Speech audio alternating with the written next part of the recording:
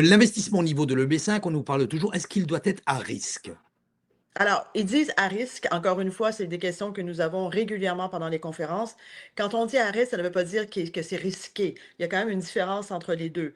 À Oui, risque, ça veut dire que ça ne peut pas être de l'argent déposé sur un compte en banque, bloqué, sécurisé comme un certificat de dépôt à la banque. Ça, c'est ce qu'on appelle qu'il n'y a pas de risque. Quand vous dites à risque, ça veut dire que c'est un investissement dans une bien activité sûr, commerciale. c'est Après, évident. c'est comme acheter un bien immobilier ou acheter n'importe quoi. Il faut analyser l'investissement parce que dans tous les investissements, il y a un risque.